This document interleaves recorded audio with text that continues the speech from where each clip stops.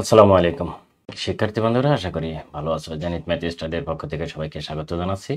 এখন আলোচনা করব শিক্ষাবর্ষ 2025-এর নবম দশম শ্রেণীর গণিত বইয়ের প্রথম অধ্যায় একটি প্রতিজ্ঞা, রুট একটি অম্লদ সংখ্যা সহ এবং আরও অন্যান্য অনেক বিষয় নিয়ে আলোচনা করব। আমি সংক্ষিপ্ত আকারে বলি, যেমন 15 নম্বর অনুশীলনী, 16 নম্বর, 17 নম্বর, 18 নম্বর এই প্রশ্নগুলো নিয়ে আলোচনা করব। আশা করি তোমরা সাথে থাকবা। প্রথমে আমরা আলোচনা করব এই প্রতিজ্ঞাটা নিয়ে। প্রতিজ্ঞাটা খুবই ইম্পর্টেন্ট। তার আগে তোমাদেরকে একটু বলি আমি, যে বইয়ে যাই, বইয়ের বিস্তারিত এই যে এখানে আছে কিছু। খেয়াল করে দেখো, এখানে বাস্তব সংখ্যা যোগ ও গুণন প্রক্রিয়ার মৌলিক বৈশিষ্ট্য কিছু আছে, এগুলো তোমাদেরকে দেখে নিতে হবে, কেননা এখান থেকে এমসিকিউ বহু নির্বাচনী প্রশ্ন হয় অনেকগুলো, এই জন্য তোমাদেরকে একটু দয়া করে দেখতে হবে। এই যে 1 নম্বর, 2, 3, 4, 5, 6, 7, 8, 9 এগুলো দেখতে হবে। তারপরে আমরা করবো হচ্ছে রুট টু একটি অম্লদ সংখ্যা।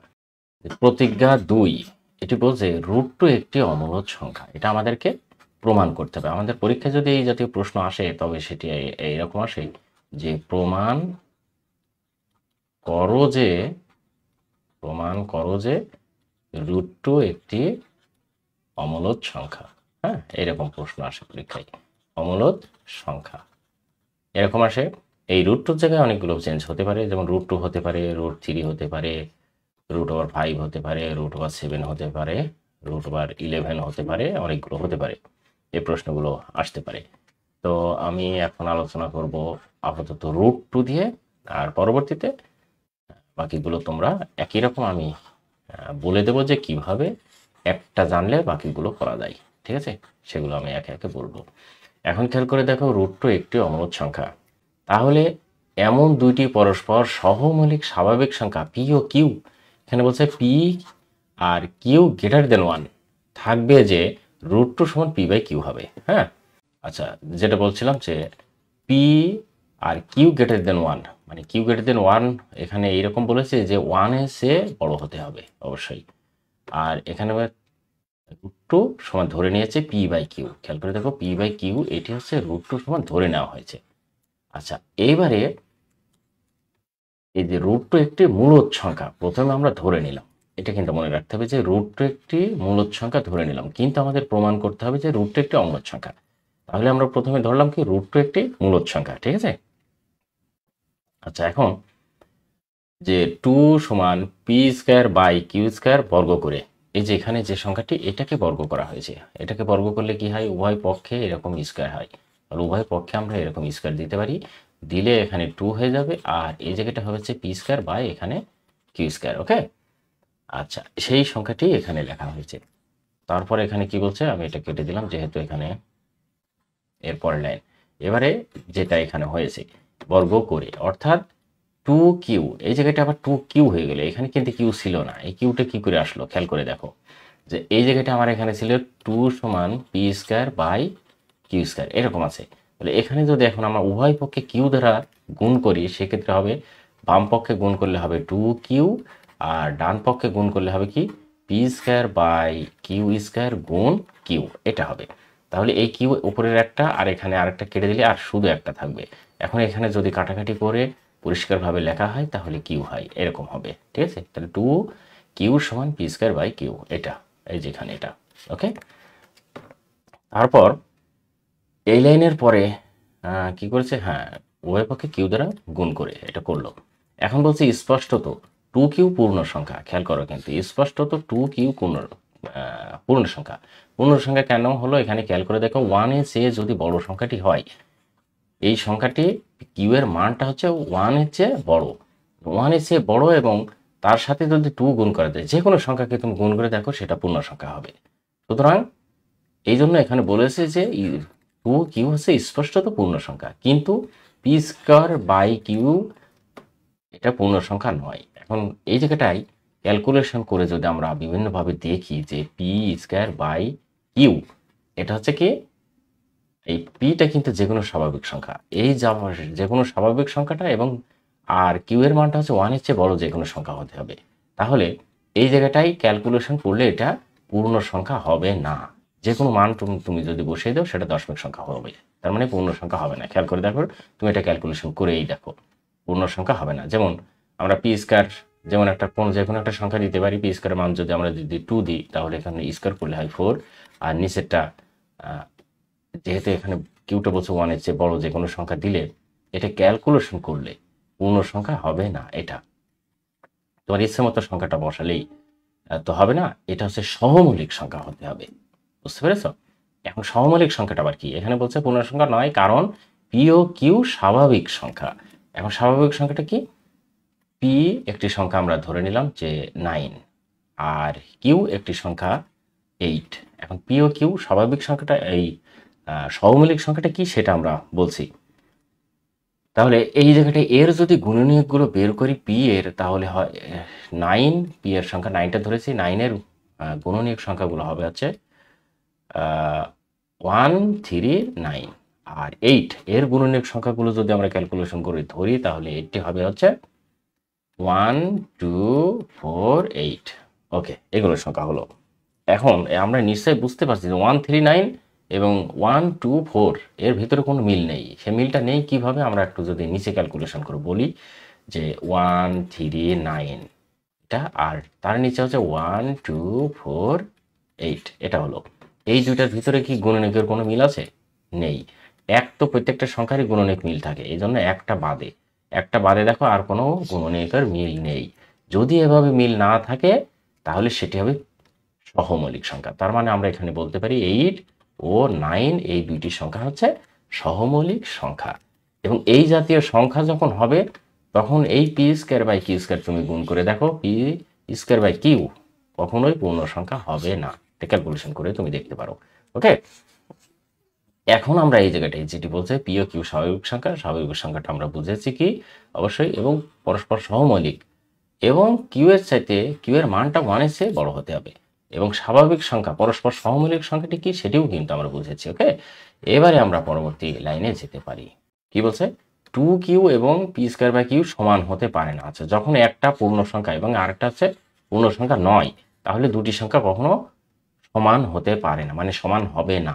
এই জন্য এটা অসমান দিয়েছে, আর এটা অসমান দেওয়ার কারণে 2কে পি বাই কিউ আকারে প্রকাশ করা যায় না। আমরা জানি √2 যেটি সেটিকে P square by Q square প্রকাশ করা যায় না, অর্থাৎ √2 not is equal to P by Q, এটা বলেছে।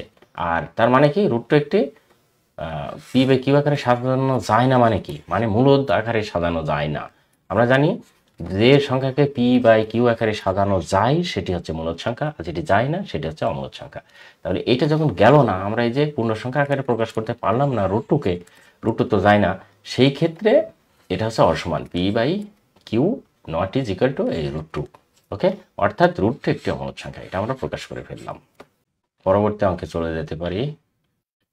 এই আচ্ছা, এখানে একটু কিছু কথা আছে, সেটি হচ্ছে আমি প্রথমেই বলেছিলাম যে পি স্কোয়ার বাই এই √2, প্রথমে যেটি বলেছিলাম সেটা হচ্ছে √2 একটা অমূলদ সংখ্যা, এবং সেই সাথে আরও বলেছিলাম কি √3 লেখা যায়, √5 লেখা যায়, তারপরে √7 লেখা যায়, √11 লেখা যায়। এই সংখ্যাগুলো আবার 13 অনেক সময় চলে আসে। হ্যাঁ, এই সংখ্যাগুলোর একটি অমূলদ সংখ্যা কি করে আমরা শিখব? আমি জাস্ট এখানে দেখালাম হচ্ছে √2 একটি অমূলদ সংখ্যা, কিন্তু এখান থেকে সবগুলোই করা যায়।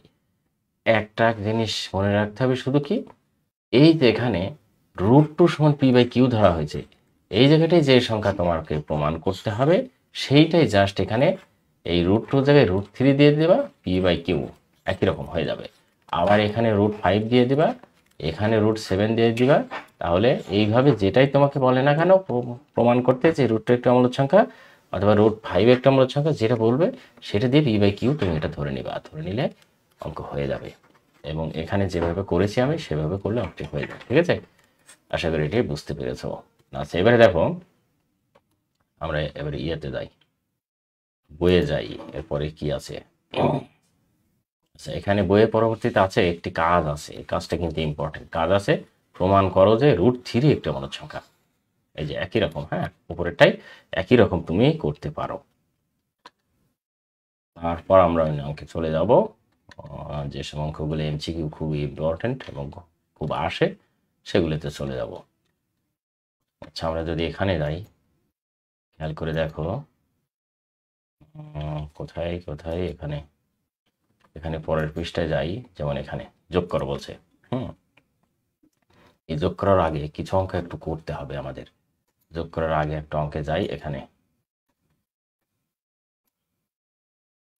এখানে কিছু অঙ্ক আছে, এই যে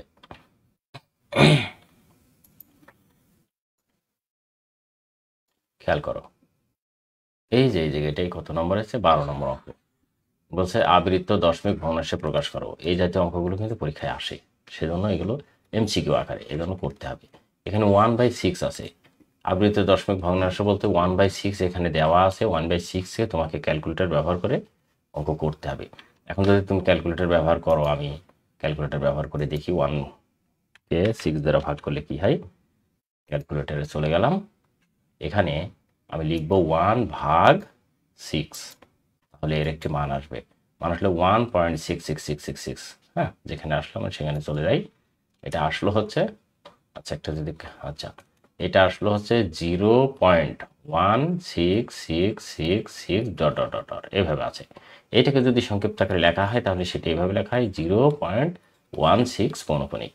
ওকে, তাহলে এটি বলছে না আবৃত দশমিক ভগ্নাংশে প্রকাশ করো, সেটি কিন্তু এখানে হয়ে গেল একটা। ঠিক একই রকম এই অঙ্কগুলো, এখন সব অঙ্কগুলো তোমরা করতে পারবা। আমি বেশি অঙ্ক করবো না, একটা দুইটা করে করে তোমাদেরকে দেখাবো। ওকে, তারপর 7/11 আমরা এটাতে যাই। 7/11 কি বলে, এটা যদি একটু ছোট করি তাহলে দেখতে সুবিধা হবে। আমরা এটা করবো হচ্ছে 7/11, এটা কেটে দিলাম। হ্যাঁ, এটা কেটে দেব। 7/11 ইজ ইকুয়াল টু, এই পয়েন্টটা খ নম্বর অঙ্কটি যেটি হলো আসলো, সেটি হচ্ছে আমরা এখানে তুলে নিই। হ্যাঁ, তুলে নেব। এই যে 7/11 ইজ ইকুয়াল টু কত আসলো মানটা,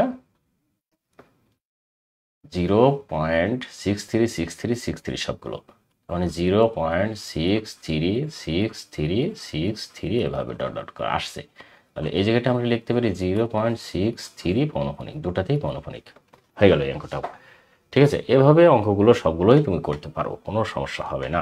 এইবারে পরের অঙ্কে চলে যাই। এই পৌনঃপুনিক মানে কি সেটা তো অবশ্যই জানো, তাই না?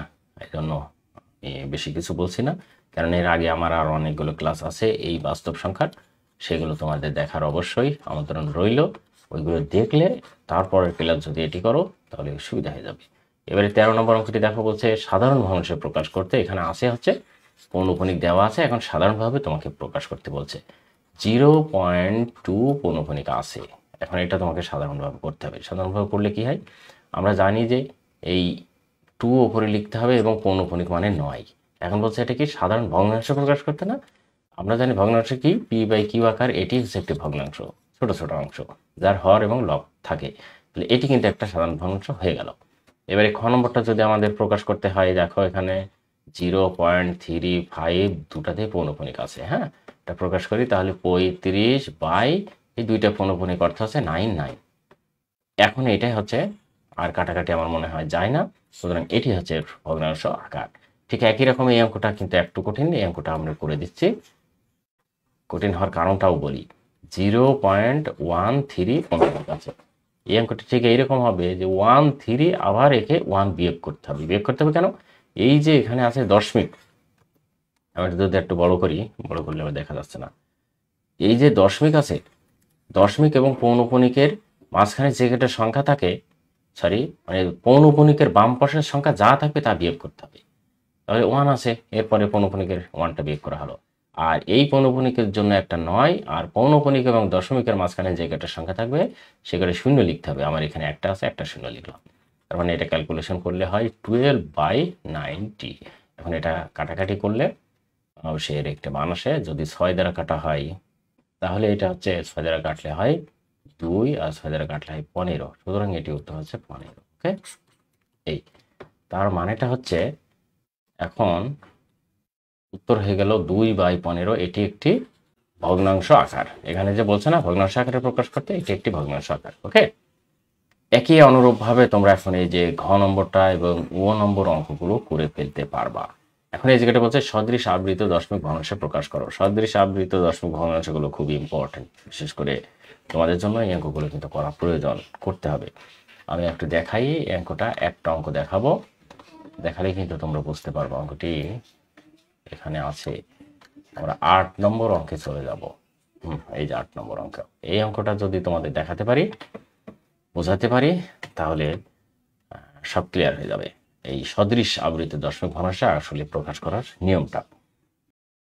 আচ্ছা, এখানে দেখো 8 নম্বরে এই সদৃশ আবৃত দশমিক ভগ্নাংশে প্রকাশ করার সিস্টেমটা, এই জায়গাটা আমাদের প্রথমে কাজ হবে।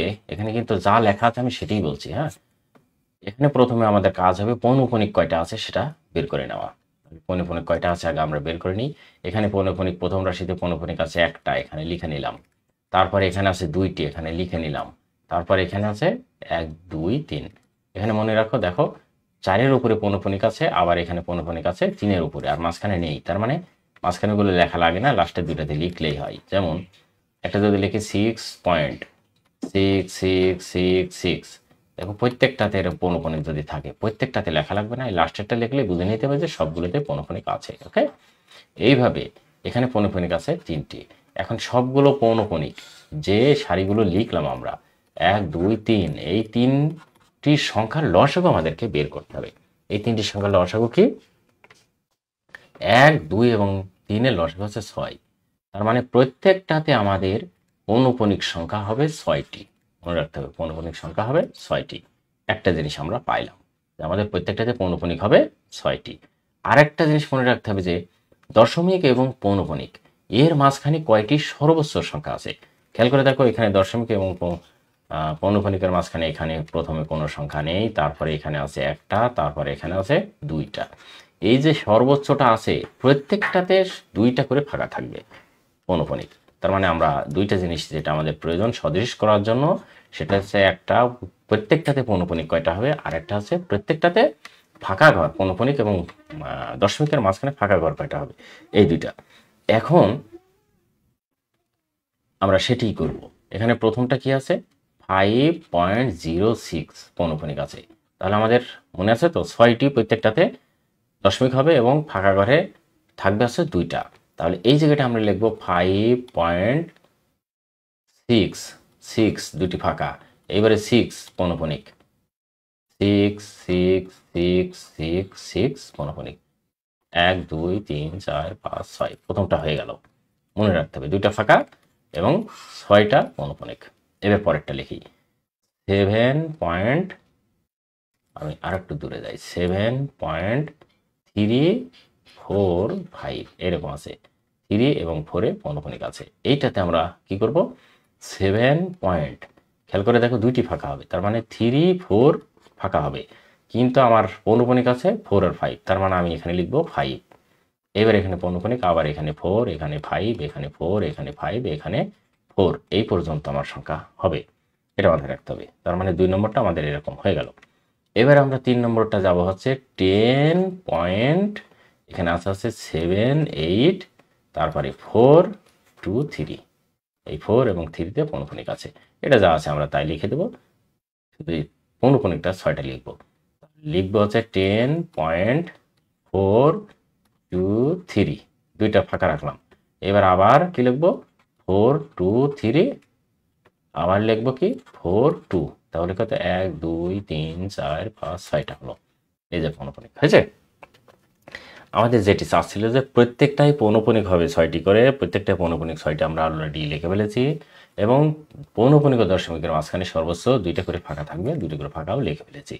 এগুলো কিন্তু আমাদের হয়ে গেল। এখন এই যে বলছে না যে সদৃশ আবৃত দশমিক ভগ্নাংশে প্রকাশ করো, সদৃশ আবৃত দশমিক ভগ্নাংশে প্রকাশ করো, আমাদের এটি হয়ে গেল অলরেডি। ওকে, আশা করি প্রিয় শিক্ষার্থী বন্ধুরা এটি বুঝেছো। এবারে আমরা চলে যাব হচ্ছে 15 নম্বর অঙ্ক। দেখো এটি করার পরে, ওরে বাবা কত দূর চলে গেলাম।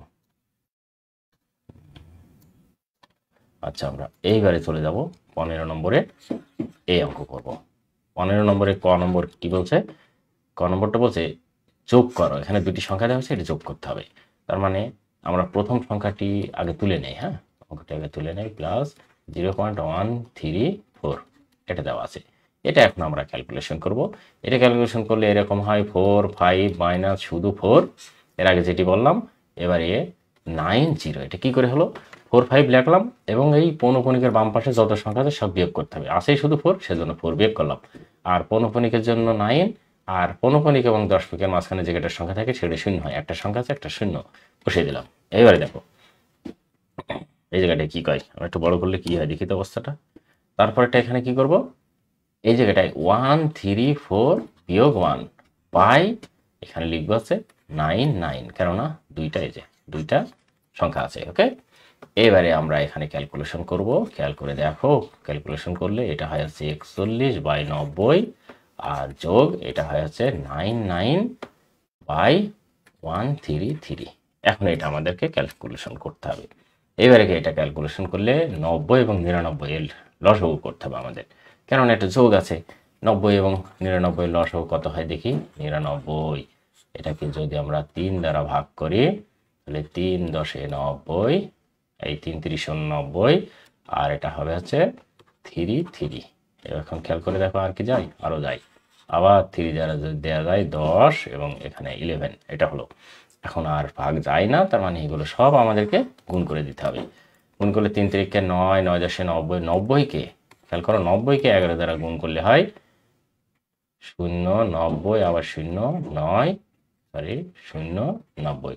তাহলে এটি ক্যালকুলেশন, আচ্ছা আমার মনে হয় হয়ে যাচ্ছে এরকম করি 0 9 9, তার মানে আমাদের এখানে লসাগু হবে হচ্ছে 990, এটা। ওকে, এইটাকে এখন আমরা 90 দ্বারা যদি এটাকে ভাগ করি, খেয়াল করে দেখো সম্ভবত 11 হবে। এই যে এখানে ক্যালকুলেশন করেছি, এই যে 90 11, ঠিক আছে, এই সংখ্যাটিকে ভাগ করে। তার মানে এইটা যদি গুণ করি এইগুলো 9 10 90 এবং 11, তাহলে আমাদের এটা হবে 11। 11 দ্বারা 41-এর সাথে আমাদের গুণ করতে হবে। 11 এবং 41 গুণ করে যা হবে সেটি উপরে বসিয়ে দিতে হবে। একটা অঙ্ক অবশ্যই করিয়ে দেখিয়ে দিতে হবে।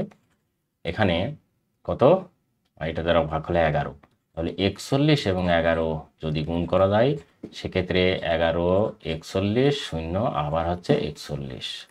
ওকে, এইটা ক্যালকুলেশন করে 154, তাহলে এটা আমাদের হলো হচ্ছে 451 যোগ, আর 99 দ্বারা একে ভাগ করলে হয় হচ্ছে কত, 90 দ্বারা ভাগ করলে 11 99, আর 99 দ্বারা ভাগ করলে 10 10 দ্বারা আবার ভাগ করলে 1 গুণ করলে 30, এত। এখন এটা আমাদের কাজ করতে হবে কি, যোগ করতে হবে। ঠিক আছে, এটা যোগ করলে আমাদের একটা মান আসবে। এই মানটা এখানে লিখি 990, আর এটা যোগ করলে 90 দ্বারা ভাগ করলে হয় হচ্ছে 11 দ্বারা গুণ করে, ঠিক আছে, 11 দ্বারা গুণ করলে তাহলে এইটা যদি এখন আমরা যোগ করি 1 হয় আর 8 হয়, তারপরে 7 1, এই সংখ্যাটি আমরা পাইলাম। এই সংখ্যাটিকে এখন এটা দ্বারা ভাগ করতে হবে আমাদের। ভাগ করলে উত্তর কত আসে সেটাই হবে আমাদের উত্তর। ভাগ করে সরাসরি আমাদেরকে দেখতে হবে করার অপশন কই, এই যে 1781-কে ভাগ করতে হবে। তা ভাগ করব হচ্ছে 1781 ভাগ 990। ওকে, ভাগ করলে এই যে 1.789, আবার তার মানে 1.7989898। ওকে, এটা এই জায়গাটা এখন আমরা লিখব 1.7989898 ডট ডট ডট, আর লিখবো না। এবারে 1.798 পৌনঃপুনিক, এটা হচ্ছে আমাদের উত্তর। একটা অঙ্ক করে দেখালাম, এইরকম অঙ্কগুলো তোমাদেরকে করতে হবে প্রত্যেকটা। ঠিক আছে, এখন 2 নম্বর অঙ্কটা আশা করি আর করা লাগবে না, তোমরা একই রকম করে নেবা। আচ্ছা, আর সমস্যা হলে পরবর্তীতে অবশ্যই বলবা, আমি চেষ্টা করবো ওগুলো করার। এবারে দেখো 2 নম্বরটা একটু বিয়োগ করে দেখাই। এখানে আছে 16-র 2 নম্বর, 16-র ক নম্বর অঙ্কটি বলছে 3.4 পৌনঃপুনিক বিয়োগ 2.13 পৌনঃপুনিক। এটা এখন ক্যালকুলেশন করলে এরকম হয় 3 34 মাইনাস 3 বাই শুধু 9 বিয়োগ এটা হচ্ছে 213 বিয়োগ করতে হবে 21। আচ্ছা, এগুলো কিভাবে হলো সেটি কিন্তু আগেই বলেছি, আর নতুন করে বলার অপেক্ষা রাখে না, কেননা বলেছি আগে। একই অঙ্ক যদি বারবার শেখাতে হয় তাহলে কিন্তু কি হবে, টাইম লাগবে। আর তোমরা যদি বুঝতে না পারো অবশ্যই পজ করে আগে টেনে নিবা, টেনে পজ করে পজ করে করে সেগুলো দেখে নিবা। তারপর আমি একটু বলি যে এই যে একটি পৌনঃপুনিকের জন্য একটা নিচে নয়, আর উপরে লেখার নিয়ম হচ্ছে যা সংখ্যা তাই লিখতে হবে এবং পৌনঃপুনিকের বাম ভাগকে যত সংখ্যা হবে সেটি বিয়োগ করতে হবে। ঠিক এখানেও আমরা তাই করেছি, কিন্তু এখানে পৌনঃপুনিক আছে একটা, আর দশমিক এবং পৌনঃপুনিকের মাঝখানে একটি সংখ্যা আছে, সুতরাং এখানে হবে 90। এবারে খেয়াল করে দেখো 9 আর 90 এর লসাগু 90। এখন খেয়াল করে দেখো যে সরি, লসাগু আগে না আগে বিয়োগটা করে নেই, তাহলে এটা হবে 31/9, আর এখানে হচ্ছে 90 নিচে লিখে নিলাম, আর একটা বিয়োগ করলে হয় 2, বিয়োগ করলে হয় এই 11-র ভিতরে 2 বার দিলে হাত থেকে 9, হাতে থাকে 1 সমান 192। এইবারে আমাদেরকে আগের সেই নিয়মে লসাগু করতে হবে। 90 দ্বারা 9কে ভাগ করলে হয় আছে 9 10 90, 10 দ্বারা গুণ করলে হয় 310, বিয়োগ এখানে 90 চলে যায় 192 থাকে।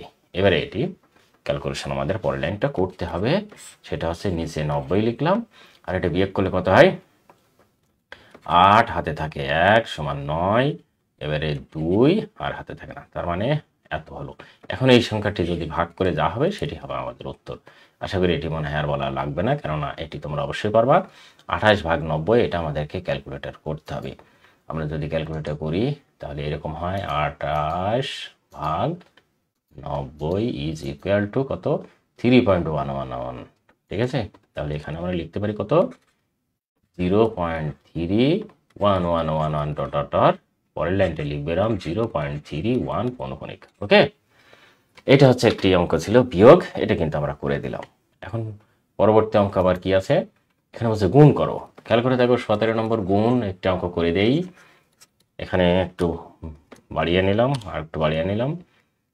খেয়াল করে দেখো 17 নম্বরটা এরকম বলছে যে ক নম্বরটা 0.3 পৌনঃপুনিক গুণ 0.6 পৌনঃপুনিক। খেয়াল করে দেখো এটা যদি এখন ক্যালকুলেশন করি আমরা জানি 3/9 হবে, গুণ এখানে হবে 6/9। এখন এটা আমাদের গুণ করতে হবে, তার মানে কাটাকাটি করতে হবে। 3 দ্বারা এটাকে কাটলে হয় 3, 3 দ্বারা 6কে কাটলে হয় 2, তার মানে আমাদের এই মানটি হয়ে গেল হচ্ছে 2/9, এবং 2/9কে ভাগ করে যেটি উত্তর হবে সেটি আমাদের নির্ণয় উত্তর। তার মানে এটা এখানে 2/9 ইজ ইকুয়াল টু 0.222।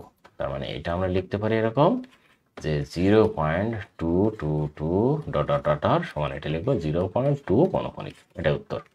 ওকে, প্রিয় শিক্ষার্থী বন্ধুরা, গুণও কিন্তু এরকম হয়ে যাবে। এখন বাকি অঙ্কগুলো তোমরা অবশ্যই করে নিবা। ওকে, পরের অঙ্কটি যদি করি একটা ভাগ করে দেখাই, 18 নম্বর একটি ভাগ করে দেখাই ক নম্বর অঙ্কটি, সেটি হচ্ছে 0.3 ভাগ আগের অঙ্কটি শুধু ভাগ দেওয়া। এটা ক্যালকুলেশন করে নিলাম, এটা 3/9 এটা তোমরা জানো, আর এটা হচ্ছে 6/9। এটা এখন যদি ভাগকে আমরা খেয়াল করব যে ভাগ আর গুণ এগুলো সব একই রকম, এটা জাস্ট কি করব, ভাগকে গুণ করে দেব। তাহলে 3/9 গুণ করলে হয় উপরেরটা নিচে, নিচেরটা উপরে, এটা মনে রাখতে হবে। তাহলে এখানে হবে 9 আর এখানে হবে 6। এবারে 9 কেটে গেল, এটাদের এটাকে কাটলে হয় 2 আর উপরে থাকবে 1, সুতরাং এর ক্যালকুলেশন আসলে 1/2 সমান 0.5। এটি হচ্ছে উত্তর। ওকে, প্রিয় শিক্ষার্থী বন্ধুরা, 18 নম্বর অঙ্কটি হয়ে গেল। পরবর্তী অঙ্ক আর আছে নাকি দেখি, না আর অঙ্ক করব না, অনেক অঙ্কগুলোই করে ফেললাম অলরেডি। এখানে এই অধ্যায়ের প্রথম অধ্যায়ের, আচ্ছা সেট ফাংশনে চলে আসলাম। এই অধ্যায়ের অনেক অঙ্কগুলো করে ফেললাম। আর কি আছে দেখি, অনুশীলনীতে যাই। এই যে অনুশীলনীতে এখানে আমরা ছিলাম, এই দিকটাই কি কি করতেছিলাম খেয়াল করে দেখো। 12, 13, 14, 15, 16, 17, 18 পর্যন্ত করে ফেললাম। এখন এখানে আমাদেরকে 18 নম্বর অঙ্ক, 19 নম্বর অঙ্ক, 19, 20 এই অঙ্কগুলো শর্টকাট আকারে তোমাদেরকে একটু করে ফেলতে হবে। হ্যাঁ, আমি একটু তারপরে দেখাই। এখানে বলছে 4 দশমিক স্থান পর্যন্ত বর্গমূল এবং 3 দশমিক স্থান পর্যন্ত সেগুলোর আসন্ন মান নির্ণয় করো। আচ্ছা, 4 দশমিক স্থান পর্যন্ত বর্গমূল বলতে 4 দশমিকে যা হবে তাই করবা। হ্যাঁ, এইটা মনে রাখতে হবে, 4 দশমিক পর্যন্ত যা হবে তাই করতে হবে। 4 দশমিক স্থান পর্যন্ত বর্গমূল, তার মানে এই যে তোমাকে এটা করতে হবে যে এক কথায় কি √/বর্গমূল, এই √/12 এটার মান যা হবে তোমাকে এখানে বসিয়ে দিয়ে 4 ঘর এখানে নিতে হবে, 4 ঘর পর্যন্ত, আর এখানে বলছে 3 দশমিক স্থান পর্যন্ত আসন্ন মান। এই আসন্ন মান এবং সরাসরি মানটা আমি তোমাদেরকে বলি। এখানে বলছে 4 দশমিক স্থান পর্যন্ত বর্গমূল নির্ণয় করো, মানে 4 দশমিক স্থান পর্যন্ত যা হবে তুমি তাই সরাসরি নিয়ে নেবা, এখানে কোনো দেখাদেখি নেই। কিন্তু এখানে বলছে যে আসন্ন মান, হ্যাঁ, এই আসন্ন মানটা বলতে আসলে এরকম বোঝায় যে তোমার কতটা মান এখানে হয়েছে। যেমন আমি যদি একটি মান পাই 1.3456 এরকম হলো। এখন আমি যদি এখানে বলি যে 2 দশমিক স্থান পর্যন্ত আসন্ন মান, খেয়াল করে দেখো আমাকে নিতে হবে 1.34, কিন্তু 4-এর পরে 5 আছে, এই 5 থাকলে 4টাকে আমরা বানিয়ে দেবো 5। এবং এই যে দুটি সংখ্যা আমাদের বলেছিল 2 সংখ্যা পর্যন্ত, 2 দশমিক স্থান পর্যন্ত, আমরা কিন্তু সেটি নিয়ে নিলাম, এটা হচ্ছে আসন্ন মান। আর সরাসরি মান যখন বর্গমূল বলবে সরাসরি মানটা নিতে, সেই ক্ষেত্রে আমরা কি করব, 3, 4, আমাদের এখানে বলছে না 4 দশমিক স্থান পর্যন্ত, 5, 6 সরাসরি বসিয়ে দেবো। এরপরে যদি 7, 8, 9 যাই থাক না কেন কোনো সমস্যা নেই, এরকম সরাসরি বসিয়ে দিতে হবে। এই হচ্ছে এইটা অঙ্ক। তার মানে এখন আমি বুঝতে পেরেছি যে বোঝাতে পেরেছি অবশ্যই যে পারবা। এই অঙ্কটা খেয়াল করে দেখো যে 0.25 এরকম আছে, এটার কি করতে হবে, আগে ভেঙে নিতে হবে। 25 এখানে 99, এবারে কি এর বর্গমূল করতে হবে, বর্গমূল করে একটা মান আসবে, সেইটাকে তোমাকে আমি যেটা বললাম সেটা করতে হবে। ওকে, এবারে খেয়াল করে দেখো এখানে যে এই যে নিচের কোন সংখ্যাগুলো মূলদ এবং কোন সংখ্যাগুলো অমূলদ তা নির্ণয় করতে বলছে। আচ্ছা, এই সকল পৌনঃপুনিক সংখ্যা আছে মূলদ সংখ্যা, এটা মনে রাখতে হবে। পৌনঃপুনিক সংখ্যা মূলদ, এবং পৌনঃপুনিক কয়টা আছে, এখানে আরেকটা আছে, দুইটাই, এটা এই দুইটা হচ্ছে মূলদ সংখ্যা, মনে রাখতে হবে। এটা হচ্ছে মূলদ হলো। এবার √9, √9কে বাংলায় শুধু 3, তার মানে এটিও হচ্ছে মূলদ, এটিও মূলদ। ওকে, এবার √11, সকল মৌলিক সংখ্যা √ অমূলদ, এটা মনে রাখতে হবে। তার মানে 11 একটি মৌলিক সংখ্যা, সুতরাং এটি হবে হচ্ছে অমূলদ, অমূলদ। এবার এইটাকে কি করা যায়, আচ্ছা কোনো √কে মনে রাখতে হবে, কোনো √এর সংখ্যাকে যদি আমরা ভাঙি, এই গুণ করি কোনো যে কোনো স্বাভাবিক সংখ্যা দ্বারা, তবে সেটি অমূলদ সংখ্যা হবে। তার মানে এইটা হবে হচ্ছে অমূলদ সংখ্যা। এখন এই যে এখানে একটি সংখ্যা বলছে, এটা হচ্ছে অমূলদ সংখ্যা হবে, কারণ এটা ক্যালকুলেশন করে দেখতে হবে যে মানটা কেমন আসে। কেননা এখানে বলছে কোনো এই ইয়েটা মৌলিক সংখ্যা, এটাও কিন্তু মৌলিক সংখ্যা হবে, এই জন্য মৌলিক সংখ্যা না, এটার হচ্ছে √ করলে যদি আমরা ভাঙি 8 এরকম আসে। খেয়াল করে দেখো 2 গুণ 2 গুণ 2, তার মানে 2 2, এখানে হবে 2 √2, তার মানে √2 হচ্ছে। তো এই √2কে যদি √7 দ্বারা ভাগ করা যায় তাহলে সেটা অমূলদ সংখ্যা হবে। এবারে এখানে দেখো এই সংখ্যাটি কি হবে, এই সংখ্যাটা আমাদের ক্যালকুলেশন করতে হবে, ক্যালকুলেশন করে দেখতে হবে যে এর মানটা কি আসে। খেয়াল করে দেখো এখানে 27 আছে এরকম দিলাম, আর এখানে আছে 48 আছে, তাহলে ভেঙে নেই। 27কে ভাঙলে হয় 3 গুণ 3 গুণ 3, আর 48কে ভাঙলে কি হয়, এটা হচ্ছে 2 গুণ, তারপরে 24 দুগুণে 48, আবার 2 গুণ 2 গুণ 2 গুণ 6 এরকম হবে, সরি 3 এরকম হবে। 2 দুগুণে 4, 4 দুগুণে 8, 8 দুগুণে 16, 348। হ্যাঁ, এইবারে খেয়াল করে দেখো যে এটা যদি ক্যালকুলেশন করি এইরকম হয়, তাহলে এই জায়গাটা আমরা মানে এরকম বসাতে পারি যে 3 3 শুধু 3 √3 হবে, আর নিচেরটা হবে হচ্ছে এরকম 3 3, তার মানে 4 √3 এরকম হবে। এখন দেখো √3 কেটে গেলে শুধু হয় 3/4, তার মানে 3/4 একটি মূলদ সংখ্যা। এই সংখ্যাটি কিন্তু মূলদ সংখ্যা হয়ে গেল, যেটি বলছিলাম এই যে 6 নম্বর সংখ্যাটি কিন্তু মূলদ সংখ্যা হয়ে গেল। হ্যাঁ, মূলদ সংখ্যা। এবারে এই সংখ্যাটি সরাসরি দেখা যাচ্ছে এটিও একটি মূলদ সংখ্যা, কেননা এটিকে একটা ভগ্নাংশ আকারে প্রকাশ করা যাচ্ছে। এই যে সংখ্যাগুলো এই অধ্যায়টা টোটাল কিন্তু আলোচনা করে ফেললাম। আচ্ছা, এমডি এনামুল হক স্যার ভেড়ামারার আমাদের সাথে যুক্ত হয়েছে, অসংখ্য ধন্যবাদ স্যারকে আমাদের সাথে যুক্ত হওয়ার জন্য। এই হচ্ছে ছিল এনামুল স্যার এবং ফারুক স্যার, আপনাদের অবশ্যই বলবো আপনারা পরামর্শ দেবেন আমাদের, যে অ্যাকচুয়ালি কীভাবে আমাদের ক্লাসটা নিলে ভালো হয়, ছাত্রছাত্রীদের কাজে আসে, উপকার হয়। কেননা শুক্র শনি ছুটি থাকে, এই 2 দিন যদি তাদের পাশে থাকা যায় অবশ্যই ভালো হবে। ওকে, মামুন হোসাইন ইজ ওয়াচিং। ওকে মামুন হোসাইন, অসংখ্য ধন্যবাদ আমাদের সাথে যুক্ত হওয়ার জন্য। আমার ক্লাসটা শেষ করে দেবো, অনেকক্ষণ ধরেই ক্লাস নিচ্ছিলাম, এখন শেষ প্রান্তে। এই অধ্যায়ের এই 12 নম্বর 22 নম্বর অঙ্কটি করতে হবে, এগুলো ইম্পর্টেন্ট। যেখানে বলছে কোনটি মূলদ এবং কোনটি অমূলদ নির্দেশ করো, এই অঙ্ক সংখ্যাগুলো সৃজনশীল আজ আমি যাব না, আজ আমি জাস্ট অনুশীলনের অঙ্কগুলো করলাম। তবে বলছি যে এগুলো ইম্পর্টেন্ট করতে হবে। এই 23 নম্বরের একটি অঙ্ক আছে ক নম্বরটা, এই ক নম্বর অঙ্কটা কিন্তু ইম্পর্টেন্ট। এই ক নম্বরটা অনেক সময় পরীক্ষায় চলে আসে খ নম্বরে। হ্যাঁ, এটা করবা। এই ছিল আর মনে রাখতে হবে যে এবারে যারা 9-এ পড়ছো, ক্লাস 9-এ, হ্যাঁ, নবম শ্রেণীতে পড়ছো, তোমাদের মোট 15টি 20 মার্কের 15টি প্রশ্ন থাকবে, সংক্ষিপ্ত প্রশ্ন। ঠিক আছে, সংক্ষিপ্ত প্রশ্ন থাকবে। এই সংক্ষিপ্ত প্রশ্নের জন্য তোমাদেরকে অধ্যায়গুলো ভালো করে করতে হবে। এই সংক্ষিপ্ত 15টির মধ্যে তোমাকে 10টি প্রশ্নের উত্তর করতে হবে এবং প্রত্যেকটি প্রশ্নের মান 2 করে। সুতরাং এই যে 20 মার্ক তোমাদের সংক্ষিপ্ত প্রশ্ন থাকবে, আর থাকবে 30 মার্ক এমসিকিউ, আর থাকবে 50 মার্ক আছে সিকিউ। ওকে, এই এই মোট থাকবে এভাবে। প্রিয় শিক্ষার্থী বন্ধুরা, আজকের মতো আমার ক্লাস শেষ করব, আর বেশিক্ষণ আগাচ্ছি না। আগামী দিনে আবার সেট অথবা অন্য কোনো অধ্যায় নিয়ে আলোচনা করব। সেট আমি অধ্যায়টা দিয়েছি অনেকগুলো, এই জন্য সেট নিয়ে আলোচনা করব না। হয়তো 3.1-এ যেতে পারি, অথবা SMS দিলে আমাকে যে কোনোতে যাবো সেগুলো বললে ভালো হয়। প্রিয় শিক্ষার্থী বন্ধুরা, ভালো থাকো, সুস্থ থাকো, তোমাদের মঙ্গল কামনা করে আজকের মতো কন্টেন্ট শেষ করছি। আর যারা শিক্ষক আমাদের সাথে আছেন, শিক্ষকদেরকে অসংখ্য ধন্যবাদ আমাদের সাথে থাকার জন্য। আপনারা অবশ্যই পরামর্শ দেবেন কীভাবে ক্লাস নিলে ছাত্রছাত্রীদের উপকার হয়। আল্লাহ হাফেজ।